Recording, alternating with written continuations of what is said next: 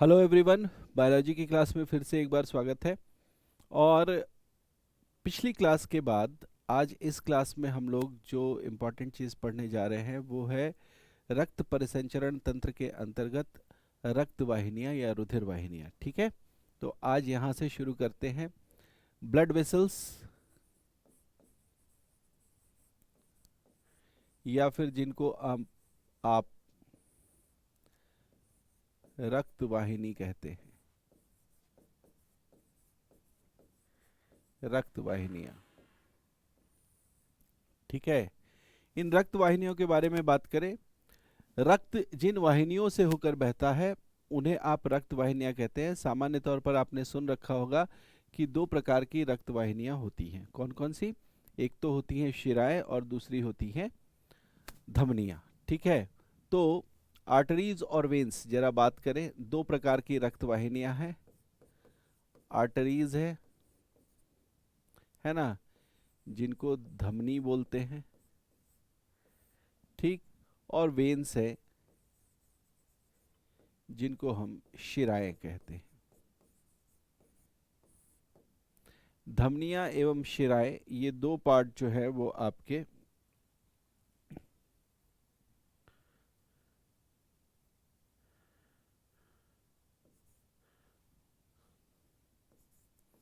धमनियां plural में लिख देते हैं और शिराएं। ठीक है, तो एक्चुअल में हमें ये जानना है कि इन दोनों में फ़र्क क्या है, क्योंकि इस फ़र्क से, इस अंतर से ही प्रश्न पूछ लिए जाते हैं। तो आपको मैं सामान्य तौर पर बताना चाहूँगा कि इन दोनों में फ़र्क क्या है। कुछ डिफरेंट पॉइंट्स हैं, उन पॉइंट्स के बेसिस पर बात करते हैं। ठीक है, सबसे पहले तो यहाँ पर देखेंगे कि धमनियों में क्या होता है। ऑक्सीकृत रक्त जो है वो बहता है। क्या होता है? ऑक्सीकृत रक्त, या फिर इसी को आप प्योर ब्लड या शुद्ध रक्त बोलते हैं। ऑक्सीकृत रक्त या शुद्ध रक्त बहता है। ऑक्सीकृत रक्त या शुद्ध रक्त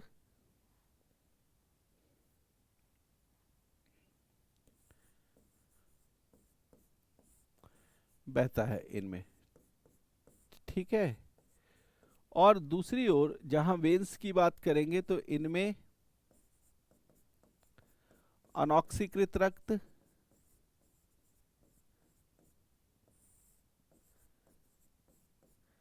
या फिर जो अनऑक्सीकृत होता है उसी को क्या बोलते हैं? अशुद्ध रक्त बोलते हैं। तो अशुद्ध रक्त बहता है।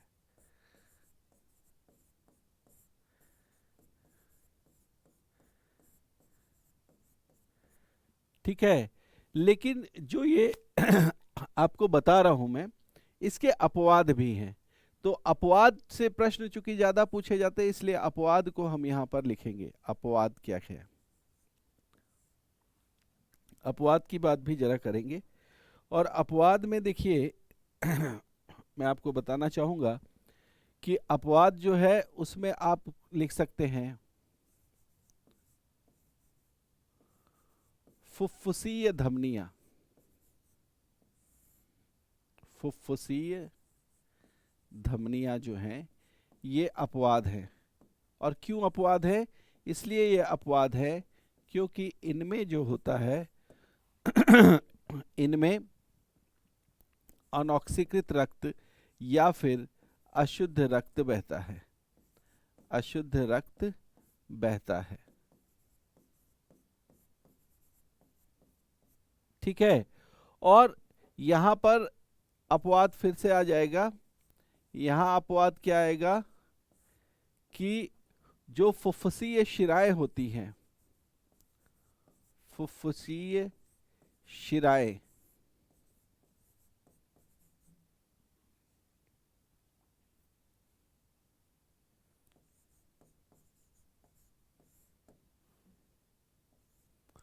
फुफ्फुसीय शिराओं में ऑक्सीकृत रक्त या फिर शुद्ध रक्त बहता है।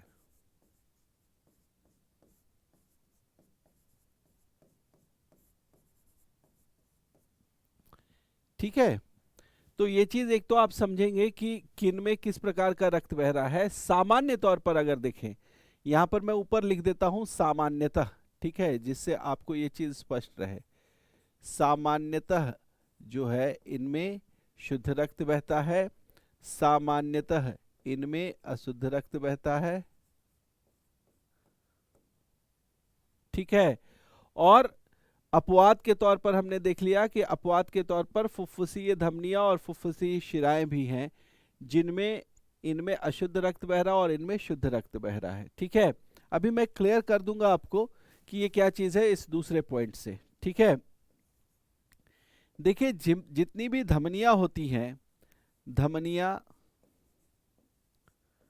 रक्त को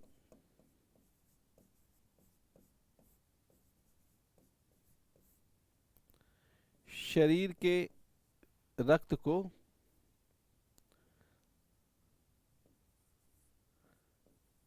हृदय से शरीर के दूसरे अंगों तक, शरीर के दूसरे अंगों तक पहुंचाने का कार्य करती हैं, या दूसरे अंगों तक पहुंचाती हैं, अंगों तक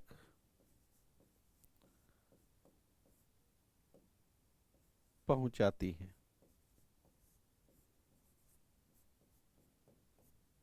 ठीक है। धमनियों का काम क्या होगा कि ये जैसे आपका हार्ट हो जाएगा यहां पर, ठीक है, तो जो धमनियां होंगी वो यहां से रक्त को बाहर की ओर शरीर के दूसरे हिस्से तक ले जाएंगी। ठीक है। इनका काम है हृदय से शरीर के दूसरे हिस्सों तक ले जाना। अब ये शरीर के दूसरे हिस्से क्या हो सकते हैं? जो शरीर के दूसरे हिस्से हो सकते हैं उनमें से एक हिस्सा हो सकता है आपके फेफड़े, और इन फेफड़ों तक भी लेकर आ सकती है। और दूसरा, ये जो और धमनियां हैं दूसरी, वो शरीर के दूसरे अंगों तक ले जा सकती हैं। ठीक है, यहां से अलग ले गई। ठीक है, ऐसे करके ले जा सकती हैं। तो कुल मिलाकर आपको ये ध्यान रखना है कि जो धमनी ऐसी है कि हृदय से फेफड़ों तक ला रही है, उसको हम बोलेंगे फुफ्फुसीय धमनी, है ना। फुफ्फुसीय धमनी जो है, फुफ्फुसीय धमनी, या फिर इसी को और बोला जाता है पल्मोनरी धमनी,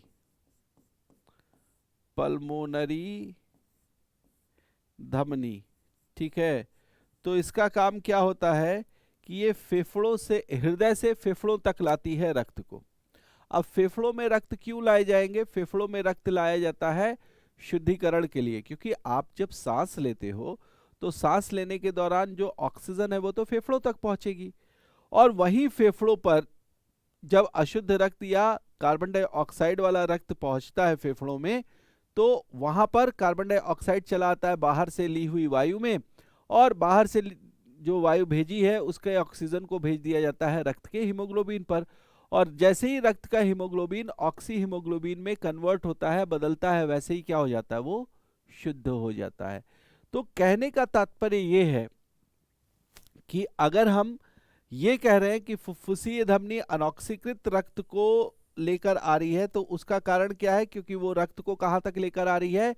फेफड़ों तक लेकर आ रही है, लंग्स तक लेकर आ रही है ना। ये लंग्स जो है ना, ये एक लंग है और ये दूसरा लंग है, तो ये लंग्स तक लेकर आने का काम कर रही है। ठीक है। अब देखिए, अगर कि लंग्स में जो शुद्ध रक्त बना, वो शुद्ध रक्त कहाँ भेज दिया जाएगा? देखो, लंग्स में रक्त शुद्ध होने के बाद वापस तुरंत जो है वो शरीर के दूसरे हिस्सों तक नहीं भेजा जाता, उसको यहां से निकालकर फिर कहाँ भेजा जाता है? वापस से हृदय में भेजा जाता है। हृदय तक जो है वो उसको ले जाया जाता है। अब हृदय तक कौन लेकर जाएगा? हृदय तक ले जाने का काम करती हैं कौन?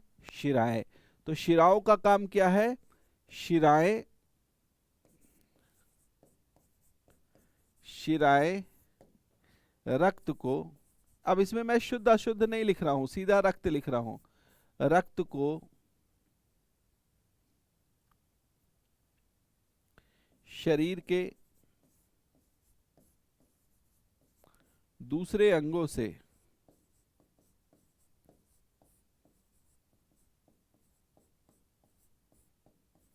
शरीर के दूसरे अंगों से कहां तक ले जा रहा है?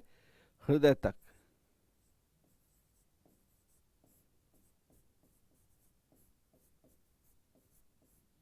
हृदय तक ले जाने का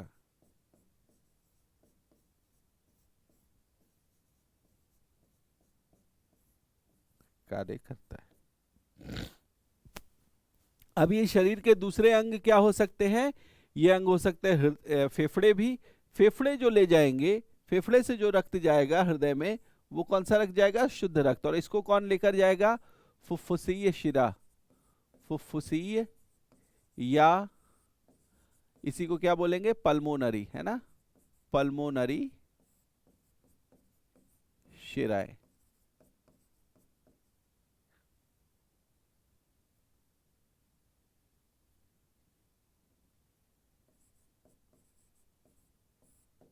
ठीक है, तो इनका काम क्या है? इनका काम है फेफड़ों से शुद्ध रक्त को कहां ले जाना? हृदय में ले जाना।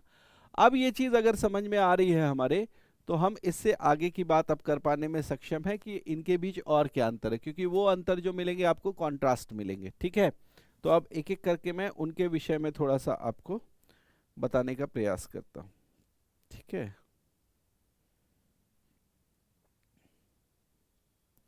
चलिए।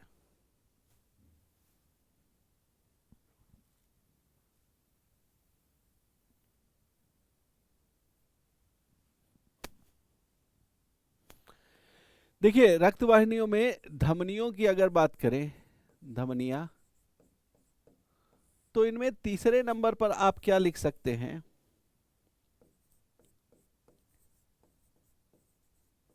इनकी दीवारें अपेक्षाकृत मोटी होती हैं।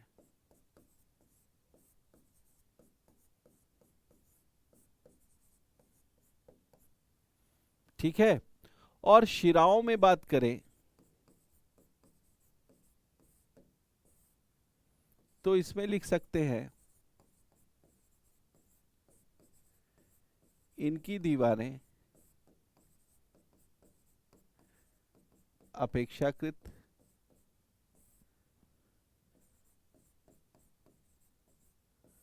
पतली होती हैं। ठीक है, इनकी दीवारें अपेक्षाकृत मोटी हैं, इनकी दीवारें अपेक्षाकृत पतली हैं। और क्या हो सकता है? तो देखो, जब दीवार मोटी होगी, अगर सपोज किया कि हमारे पास इस प्रकार से कोई वाहिनी बनी हुई है और इसका हमने एक कट लिया, एक सेक्शन लिया, और उस सेक्शन में हमें दिखाई दे रहा है कि दीवार जो है वो मोटी है इस तरीके से। तो दीवार मोटी होने के कारण, ये कटा हुआ भाग दिखाई दे रहा है कि दीवार मोटी है अगर, तो मोटी दीवार होने के कारण जो अंदर का पूरा आप कह सकते हैं कि जो नलिका है ना, जो खाली स्थान है, जो खोखला भाग है, वो क्या होगा? छोटा होगा। ठीक है, लेकिन अगर यहाँ पर इसको उल्टा देख लें, इस तरीके से देखें कि अगर दीवार पतली होगी तो इसका जो ल्यूमेन होगा, इसका जो खोखला हिस्सा होगा वो क्या होगा? बड़ा होगा। आप दोनों में अंतर देखो, इसका खोखला हिस्सा छोटा हो गया, इसका खोखला हिस्सा बड़ा हो गया। तो अभी दो चीजें हमें समझनी है। पहला, ये दीवारें मोटी क्यों हैं? ठीक है, ये दीवार जो है धमनियों की, वो मोटी क्यों है? इसलिए क्योंकि धमनियों में रक्त आता है हृदय से, और हृदय से धमनियों में रक्त कैसे जाएगा? जब हृदय जो है वो पंप करेगा, जब आपका हार्ट पंप करेगा। तो जब भी किसी चीज को फोर्सफुली भेजा जाता है, बल लगाकर भेजा जाता है, तो वो जिस वाहिनी से होकर गुजरेगा उस पर भी बल ज्यादा लगाएगा, और इससे ब्लड प्रेशर या रक्तचाप जैसी स्थिति जो है वो उत्पन्न होती है ना? कहाँ? धमनियों की दीवार पर। और धमनियों की दीवारें उस दबाव को, उस प्रेशर को सह पाए, इसके लिए इनकी दीवार जो है वो क्या है? मोटी है। लेकिन शिराओं के साथ क्या है? उनको शरीर के दूसरे भागों से, अलग अलग भागों से रक्त को इकट्ठा करना है, जो उसमें पंप होकर नहीं जा रहा, आराम से जा रहा है, और इसलिए वो सीधा सीधा कहाँ तक पहुंच जाएगा? वो सीधा सीधा शिराओं तक आराम से पहुंच जाएगा। इसके लिए कोई प्रेशर फील नहीं होता है शिराओं पर, और आप कहते हैं कि आराम से रक्त जो है वो निकल रहा है। तो यहां पर आप समझें कि धमनियों और शिराओं की दीवार में फर्क क्या है। और दूसरा ये ध्यान रखना है कि इन वाहिनियों का जो आंतरिक खोखला भाग होता है वो छोटा और संकीर्ण होता है और यहां पर चौड़ा होगा। ठीक है, इन वाहिनियों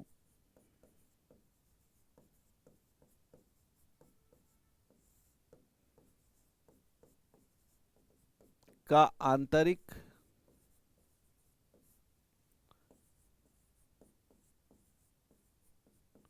खोखला भाग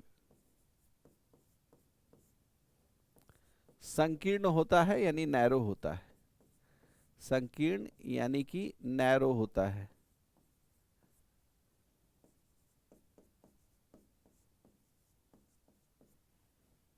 ठीक है, और यहां पर अगर आप देखेंगे 4 नंबर में लिखेंगे तो हम सीधा सीधा लिख सकते हैं कि इन वाहिनियों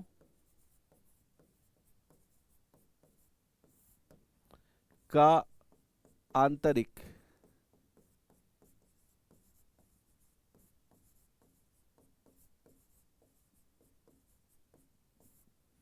खोखला भाग क्या होता है? चौड़ा होता है।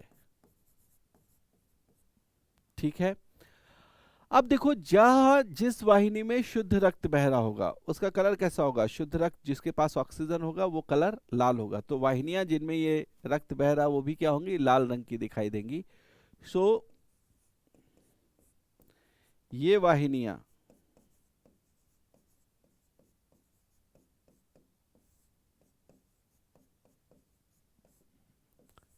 लाल रंग की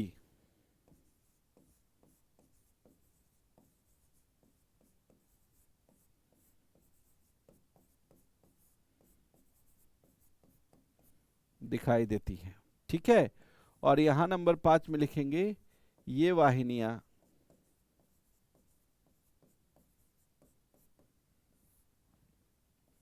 नीले या हरे, क्योंकि इनमें अशुद्ध रक्त बह रहा होता है इसलिए नीले या हरे रंग की दिखाई देती हैं।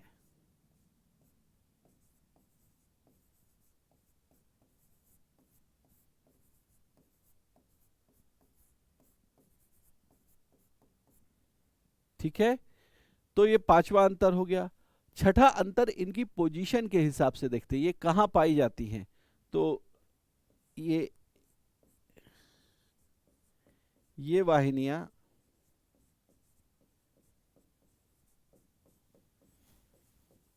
त्वचा से काफी नीचे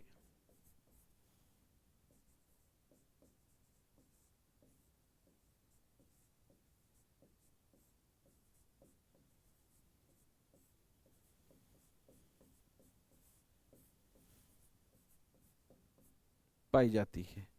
और इनमें देखेंगे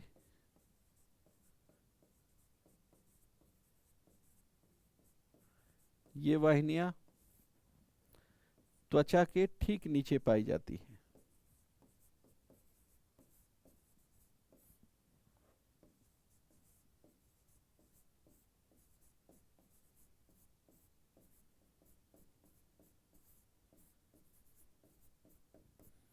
अब आपको यहां से थोड़ा सा मैं बताऊं कि आप में से जो भी लोग, खासतौर से पुरुषों की बात अगर मैं करूं, तो जो पुरुष है, जो मेन है, और वो भी फेयर कलर्ड है, गोरे रंग के हैं, और जब वो शेव करते हैं तो आपने हमेशा देखा होगा कि हल्का ये जितनी दूर शेव बनती है उतनी दूर का भाग जो है वो हल्का हरे रंग का या नीले रंग का इस तरीके से दिखाई देता है ना।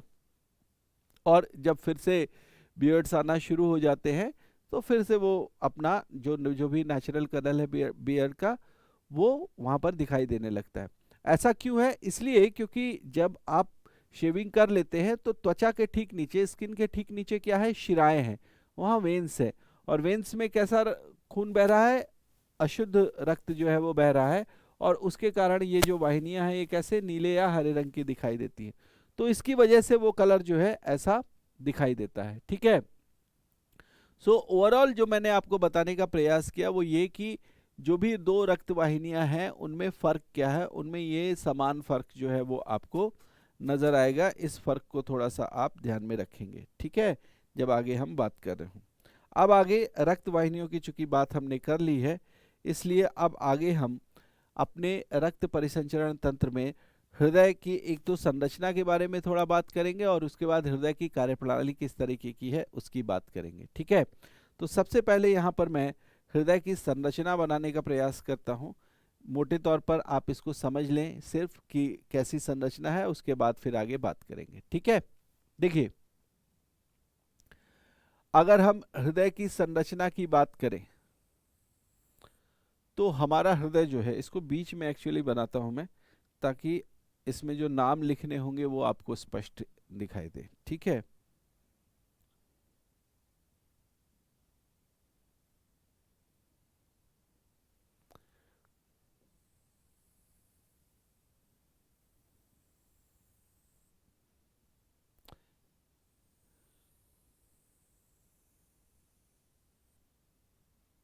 ठीक, हृदय की संरचना में सबसे इंपॉर्टेंट चीज क्या ध्यान रखनी है कि हृदय का जो आकार है वो आकार कुछ इस तरीके का है कि नीचे की ओर जो है ये थोड़ी सी कॉन्स्ट्रिक्टेड है और ऊपर की ओर का भाग थोड़ा फैला हुआ है। हालांकि अगर हृदय के साइज की बात करेंगे तो उसका साइज इस मुट्ठी के आकार से बड़ा नहीं है यहाँ, लेकिन महत्वपूर्ण है।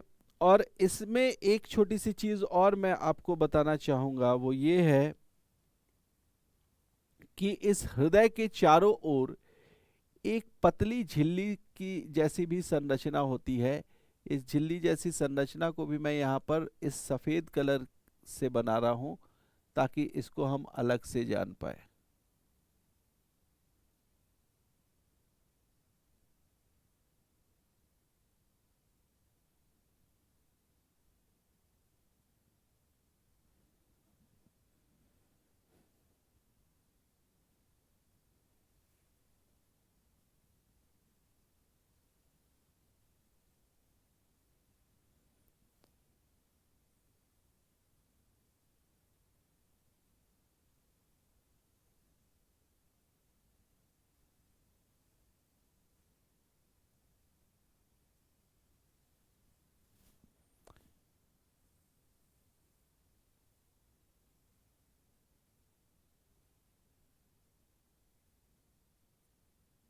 ये इस तरीके से बन गया।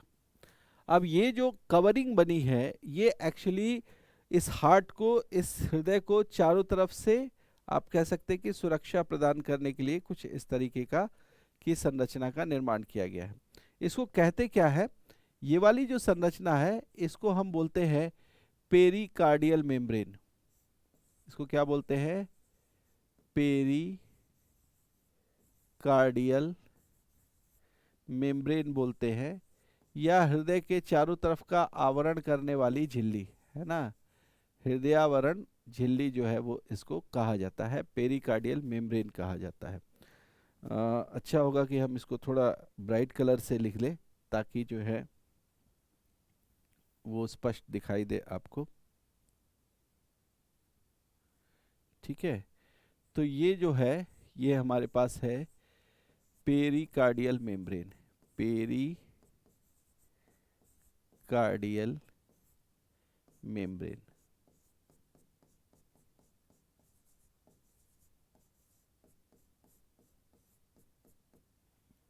ठीक है जी।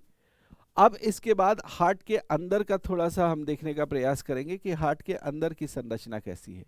तो अंदर वाले हिस्से में जब आप जाएंगे तो आपको ये नज़र आएगा कि अंदर वाले हिस्से में इस तरीके से कई सारे खाने बने हुए हैं, ठीक है। इसमें कई सारे खाने बने हुए हैं। ये खाने, ये ब्रैकेट्स जो है वो किस तरीके से काम करते हैं इसको थोड़ा हम समझने का प्रयास करेंगे। इस तरीके के ब्रैकेट्स देखिए बने हुए हैं, और इन ब्रैकेट्स को, इन्हें हम चैम्बर्स कहते हैं, इन्हें हम कोष्ठक कहते हैं। और ये कोष्ठक जो है वो कुछ इस तरीके के साइज में आपको दिखाई देंगे ऐसे करके, ठीक है। ये जो ऊपर वाला ब्रैकेट है वो थोड़ा बड़ा है, नीचे वाला ब्रैकेट थोड़ा छोटा है।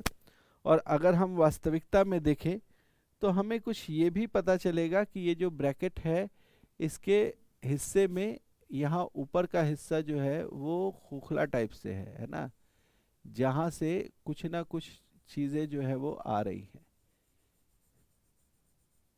ठीक है, इस तरीके से जो है, एक मिनट, ये थोड़ा सा इसको मैं जो हूँ इस तरीके से कर दूं। ठीक है, ऐसे करके जो है इस ब्रैकेट में कुछ चीजें जो है वो, और यहाँ भी इसी तरीके से है।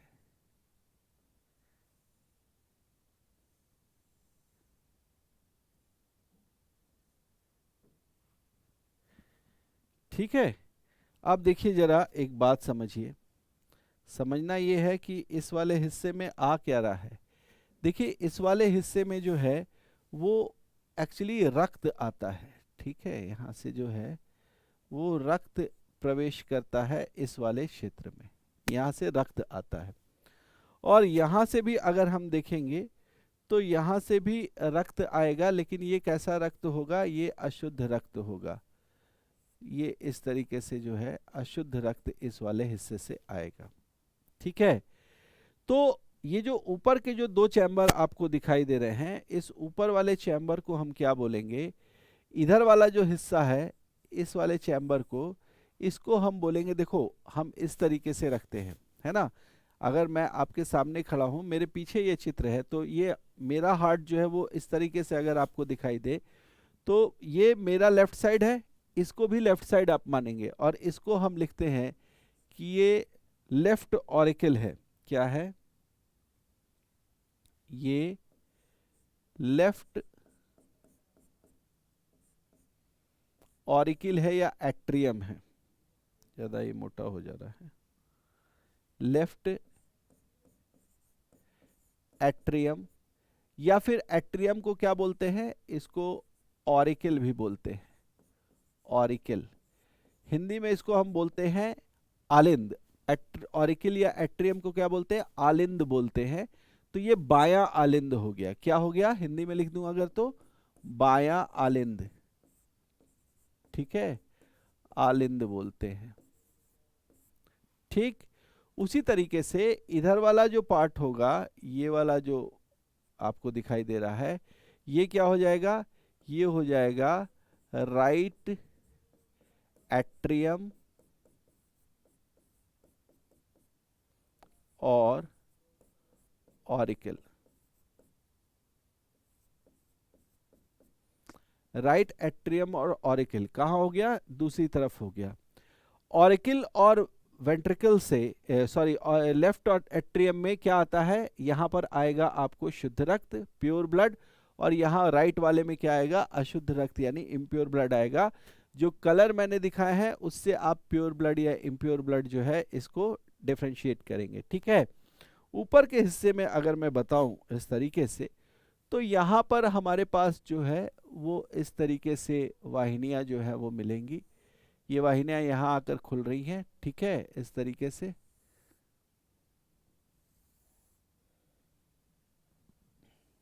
ठीक है जी, और इन वाहिनियों में अगर आप देखेंगे तो इधर मैं एक बार इधर भी बना दूं जरा।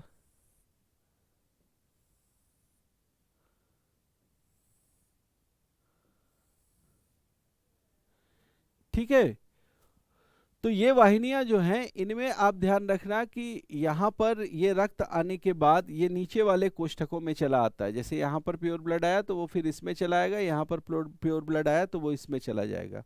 तो ये जो ब्लड आएगा ना, ये आने वाला ब्लड जो है वो यहाँ से पास करेगा। ठीक है, यहाँ से ऐसे करके जो है वो बाहर की ओर आएगा, और इसमें आपको तीन अलग अलग यहाँ पर कोष्ठक दिखाई देंगे, तीन अलग अलग ओपनिंग्स दिखाई देंगी, जिन ओपनिंग से ये आएंगे, है ना। तो ये वॉल्व लगे होते हैं, और इन वॉल्वों से जो है वो आ रहा होगा। यहाँ पर अगर आप आएंगे तो सिर्फ दो ही इस तरीके के ओपनिंग्स मिलेंगी, इस तरीके से। ठीक है, ये थोड़ा आप स्पष्ट ध्यान में रखेंगे। मैं क्या कह रहा हूं कि इन ओपनिंग्स से जो ब्लड आएगा वो कैसा आएगा, वो यहाँ पर जो भर गया ब्लड, वही ब्लड जो है वो यहाँ पर भी इस तरीके से पास करता हुआ आएगा। कहाँ? इस वाले नीचे वाले चैम्बर में। और यहीं पर अगर आप देखेंगे तो इस वाले में भी इसी तरीके से पार करता हुआ ब्लड जो है वो इस वाले चैम्बर में भी आएगा। ठीक है, तो इस तरीके से हम जो चैम्बर्स में ब्लड भेज रहे हैं, ठीक है, इस तरीके से चैम्बर्स में जो ब्लड आ रहा है वो ब्लड अब कहाँ जाएगा? वो इस चैम्बर से निकलकर अब शरीर में भेजा जाएगा। तो मैं उसको भी जरा यहाँ पर बताना चाहूँगा। तो हमने अभी सबसे पहले बात की है कि यहाँ पर जिस चैम्बर में आ रहा है उस चैम्बर को क्या बोलेंगे। देखो उस चैम्बर को हम यहाँ पर बोलेंगे, ये वाला जो चैम्बर है नीचे वाला, ये वाला, ये लेफ्ट साइड ही है तो इसको भी लेफ्ट साइड ही रखेंगे। इसको हम बोलेंगे लेफ्ट वेंट्रिकल।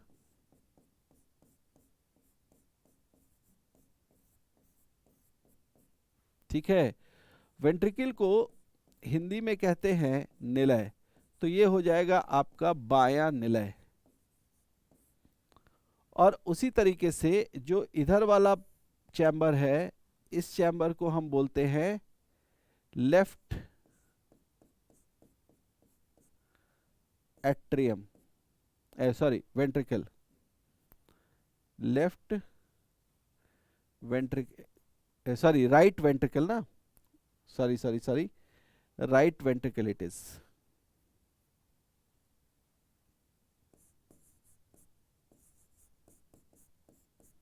Right ventricle.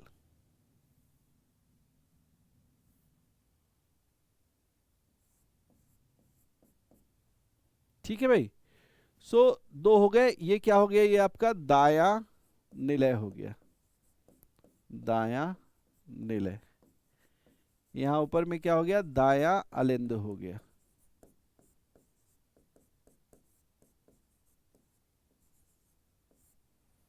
अब इसमें अगर देखेंगे तो ये जो दो आपको वॉल्व्स दिखाई दे रहे हैं, ये क्या है?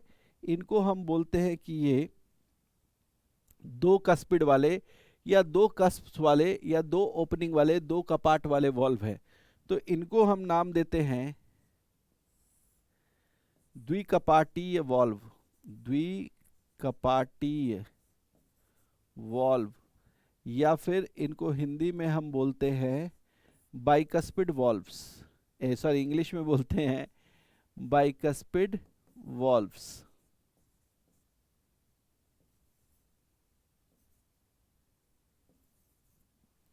ठीक है, बाइकस्पिड वॉल्व्स बोलते हैं। और इधर वाले में आपको तीन कपाट दिखाई दे रहे हैं, तीन से होकर गुजर रहे हैं, तो इनको बोलेंगे ट्राइकस्पिड वॉल्व्स, ट्राइकस्पिड वॉल्व्स, या त्रिकपाटीय इनको बोलेंगे, त्रिकपाटीय वॉल्व। ठीक है भाई, ट्राइकस्पिड वॉल्व और बाइकस्पिड वॉल्व ऐसे करके बांट दिया हमने। अब ये बांटने के बाद यहां से हमारे पास कुछ और चीजें आती हैं। क्या आता है भाई? यहां पर अगर हम देखेंगे तो हमारे पास क्या है? एक छोटा सा बिंदु है, इसकी भी बात हम करेंगे। ये बिंदु हमारे लिए बहुत महत्वपूर्ण है। क्यों? क्योंकि इस बिंदु के ना होने से ये हृदय काम नहीं करेगा। तो जरा इसकी बात कर ले कि ये क्या है। ये जो बिंदु आपको दिखाई दे रहा है, ये मैं इधर सीधा इसको यहाँ से दिखा रहा हूँ, इसको हम बोलते हैं एस ए नोड। ठीक है, हिंदी में भी इसी तरीके से आप लिख लेंगे एस ए नोड। ठीक है, ये एस ए नोड क्या है? इसका फुल फॉर्म मैं यहाँ ऊपर लिख रहा हूँ। इसको हम बोलते हैं साइनो एट्रियल नोड। और ये जो साइनो एट्रियल नोड होता है, इसको हम बोलते हैं ह्यूमन हार्ट का नेचुरल पेसमेकर। पेसमेकर का मतलब जो गति देता हो। ठीक है, तो ये ह्यूमन हार्ट का क्या हो गया? नेचुरल पेसमेकर हो गया एस ए नोड, जो कि राइट एट्रियम की दीवार से सटे हुए भाग में जो है वो पाया जाता है। इसके अलावा हम थोड़ा सा यहाँ पर बात करेंगे कि ये जो धमनियाँ और शिराएं लेकर आ रही हैं इनको क्या बोलेंगे। देखो यहाँ पर जो लेकर आएंगी वो शिराएं होंगी, और यहाँ पर जो लेकर आएंगी वो भी शिराएं होंगी, लेकिन कैसी कैसी शिराएं हैं। ठीक है, तो ये जो आपको दो दिखाई दे रही हैं, है ना, ये इस तरीके से ये जो शिराएं दिखाई दे रही हैं इनको हम बोलेंगे महाशिरा, है ना, इंग्लिश में बोलते हैं वेना कावा। ठीक है, और यहाँ पर अगर बात करें हम तो इसको हम क्या बोलते हैं, यहाँ पर जो शिराएं होंगी वो शुद्ध रक्त लेकर कहाँ से आ रही होंगी, फेफड़ों से, तो इनको बोलेंगे पल्मोनरी शिराएं, पल्मोनरी शिराएं, है ना। और क्या होता है कि जब रक्त जो है वो इस तरीके से इन हृदय के ऊपर वाले चैम्बर्स यानी कि ऑरिकल में आ गया, एट्रियम में आ गया, तो उसके बाद की कंडीशन है कि ये जो रक्त है जब यहाँ पर देखने को मिलेगा, जब यहाँ पर संकुचन होगा और संकुचन से ये वेंट्रिकल यानी निलय वाले भाग में आएगा रक्त, तो यहाँ पर रक्त पहुँचने के बाद की स्थिति ये होगी कि ये भी संकुचित होंगे और रक्त को फिर वापस हृदय से शरीर के दूसरे अंगों तक भेजा जाएगा। तो उन अंगों तक भेजे जाने के लिए जो वाहिकाएं होती हैं वो वाहिकाएं किस तरीके की होंगी, यहाँ पर हम उन वाहिकाओं को बना लें। यहाँ इस वाले निलय से फेफड़ों तक ले जाएंगी, जो भी वाहिकाएं होंगी इस वाले निलय से फेफड़ों तक ले जाएंगी, और फेफड़ों तक ले जाने वाली इन वाहिकाओं को, फेफड़ों तक ले जाने वाली इन वाहिकाओं को हम क्या नाम देंगे, इनको नाम देंगे पल्मोनरी धमनी।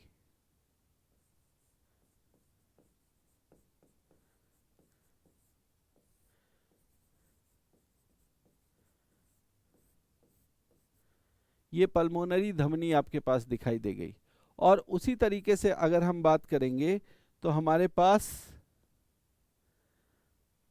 एक वाहिका ऐसी भी है जो शुद्ध रक्त को ले जाएगी कहाँ, शरीर से बाहर ले जाएगी।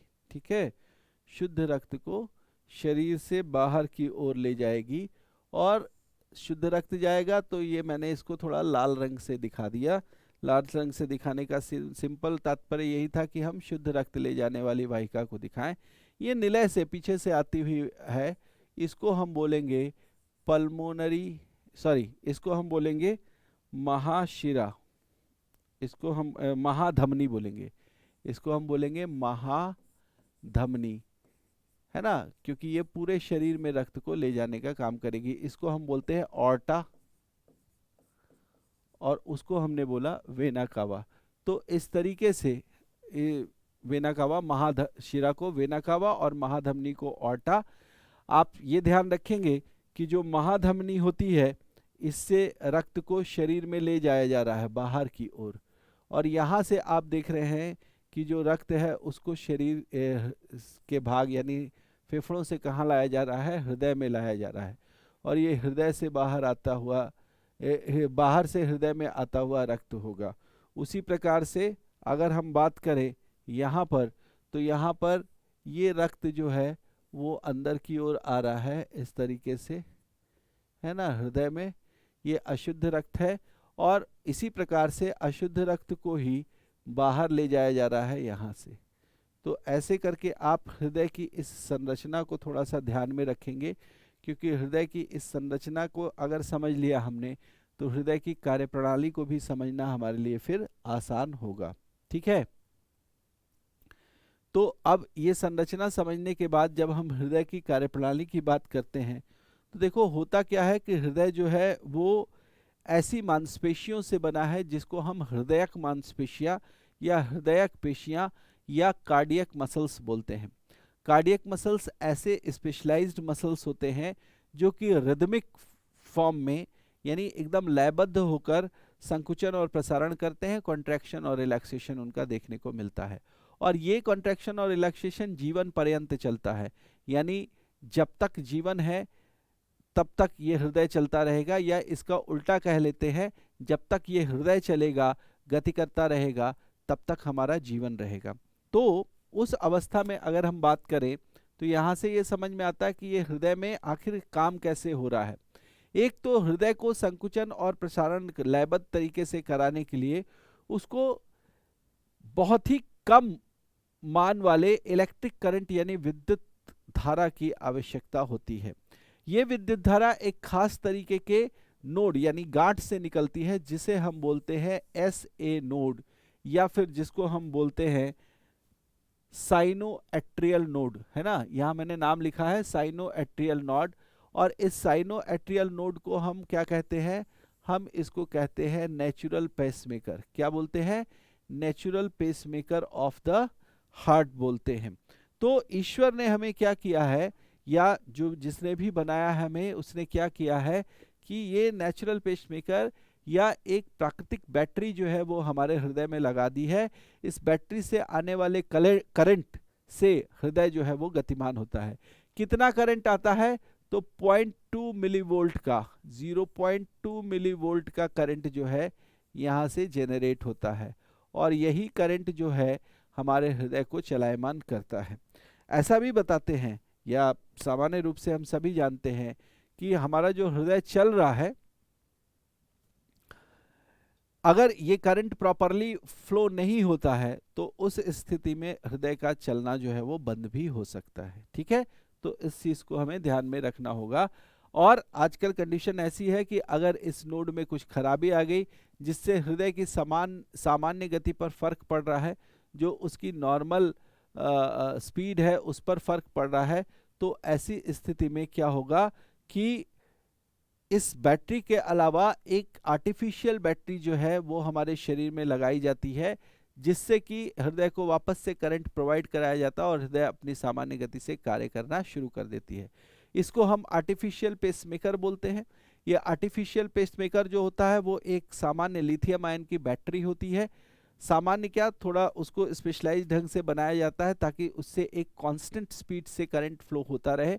और वो करंट फ्लो जो है एक बार लगाने के बाद ऐसा नहीं है कि हम जैसे टॉर्च में या अपने ट्रांजिस्टर में बैटरी लगाते हैं और सपोज क्या महीने, 1.5 महीने, 2 महीने के बाद वो बैटरी निकालनी पड़ती है, उसकी जगह दूसरी बैटरी रिप्लेस करनी पड़ती है, इसलिए क्योंकि वो बैटरी खत्म हो जाती है, उससे जो करंट फ्लो होना होता है वो करंट फ्लो खत्म हो जाता है। या फिर अगर हम बात करें कि हम घड़ी में बैटरी लगा रहे हैं, उसकी बैटरी को हमें साल भर पर बदलना पड़ता है या 6 महीने पर बदलना पड़ता है, उस तरीके का नहीं।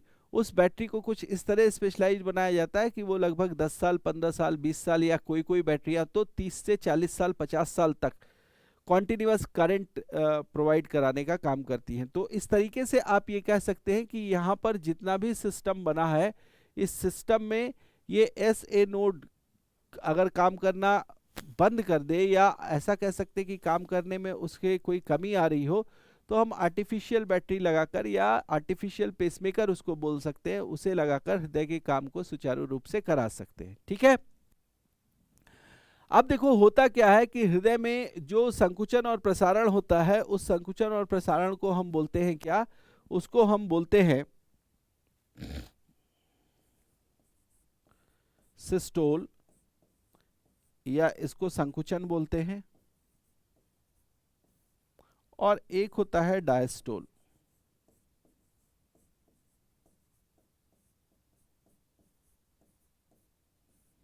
इसको हम प्रसारण बोलते हैं।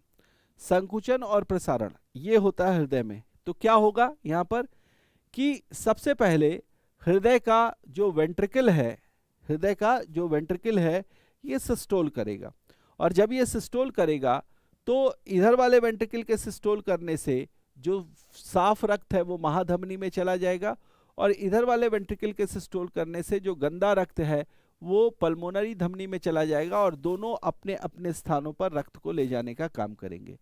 जैसे ही सिस्टोल की समाप्ति होती है, यानी वेंट्रिकल का सिस्टोल जब समाप्त होता है, तो ठीक उसके बाद ये रिलैक्स होना शुरू होता है, और जिस समय ये रिलैक्स हो रहा होता है उस दौरान एट्रियम यानी ऑरिकल से इसमें रक्त जो है वो भर रहा होता है।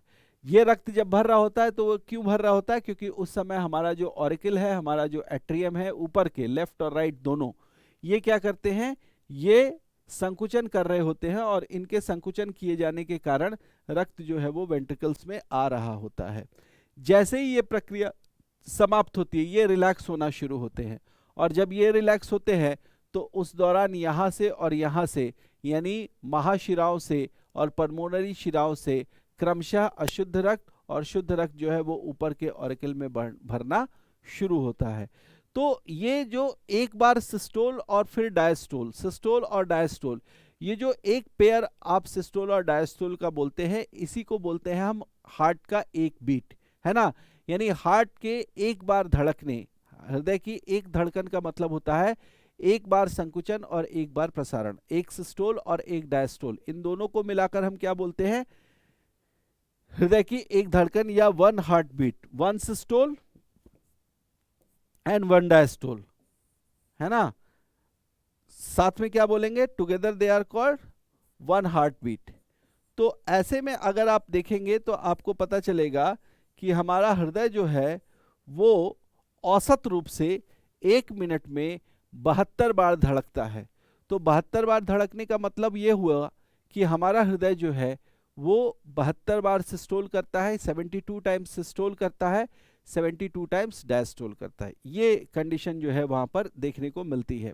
और इस तरीके से जब भी हृदय से रक्त जो है इसके सिस्टोल होने के बाद बाहर जाता है वाहिकाओं में, तो वाहिकाओं में जाने के समय उस दौरान जो धमनियाँ होती हैं, धमनियों में 120 mmHg का प्रेशर जो है, ब्लड प्रेशर जो है वो महसूस किया जाता है। और जब ये वेंट्रिकल्स सिस्टोल के बाद डायस्टोल कर रहे होते हैं, यानी रिलैक्स हो रहे होते हैं, और उस दौरान ना तो महाधमनी में ना ही पल्मोनरी धमनी में रक्त जा रहा होता है, तो उस दौरान वहाँ पर रिलैक्सेशन मोड होता है धमनियों में, और वहाँ पर जो रक्तचाप है, जो ब्लड प्रेशर है, वो कम दिखाई देता है। वो कितना दिखाई देता है, 80 mmHg। सामान्य रूप से जब आप डॉक्टर के यहाँ ब्लड प्रेशर नपवाने जाते हैं, सपोज किया आपने अपने पिताजी या माताजी का ब्लड प्रेशर नपवाया होगा, कई बार आजकल यंगस्टर्स में भी ये होता है कि उनका ब्लड प्रेशर लिया जाता है, और ये ब्लड प्रेशर अगर डॉक्टर आपका 120/80 लिख कर देता है, तो इसका मतलब ये हुआ 120 जो है वो आपका सिस्टोलिक ब्लड प्रेशर है। क्या है, सिस्टोलिक ब्लड प्रेशर है, और जो 80 है वो आपका क्या है, डायस्टोलिक ब्लड प्रेशर है। क्या है, डायस्टोलिक ब्लड प्रेशर है। और इस तरीके से हम ये कह सकते हैं कि 120/80 जो होता है वो सिस्टोलिक और डायस्टोलिक ब्लड प्रेशर मिलाकर नॉर्मल ब्लड प्रेशर जिसको बोलते हैं, सामान्य रक्तचाप जिसको बोलते हैं, वो सामान्य रक्तचाप 120/80 होता है। ठीक है। इसके अलावा अगर मैं बात करूं तो आपसे ऑलरेडी मैं एक चीज़ बता चुका हूं कि हृदय के धड़कने के दौरान हृदय में इलेक्ट्रिक करंट पैदा होता है, और वो इलेक्ट्रिक करंट यहाँ से निकलते हुए हृदय के पूरे सरफेस पर कुछ विशेष आप कह सकते हैं कि फाइबर्स के द्वारा या रेशेदार संरचनाओं के द्वारा पूरे हृदय को कवर करती हैं, और उनको हम बोलते हैं पुरकिंजे फाइबर। पुरकिंजे फाइबर ये ऐसे फाइबर्स हैं जो हृदय को चारों ओर से घेर कर रखते हैं, और SA नोड से जो भी आप कह सकते हैं कि करंट पैदा हो रहा है, उस करंट से का इस्तेमाल करवाते हैं हृदय पर, ताकि वो आराम से क्या हो सके, धड़क सके। तो इस तरीके से पूरे हृदय की कार्यप्रणाली सिर्फ इसी सिस्टोल और डायस्टोल पर डिपेंडेंट है। हृदय की धड़कन क्या होती है, नॉर्मली अगर आपसे बताया जाए तो total on an average 72 times जो है वो हृदय धड़कता है पर मिनट, है ना। ये आपके हृदय की धड़कन की बात हो गई। ठीक, तो इस तरीके से हृदय की कार्यप्रणाली और हृदय की संरचना में क्या क्या चीज़ें आती हैं, ये चीज़ें आज की कक्षा में मैंने आपको बताई हैं। अगली कक्षा में हम इससे आगे की कुछ बात करेंगे। तब तक के लिए धन्यवाद।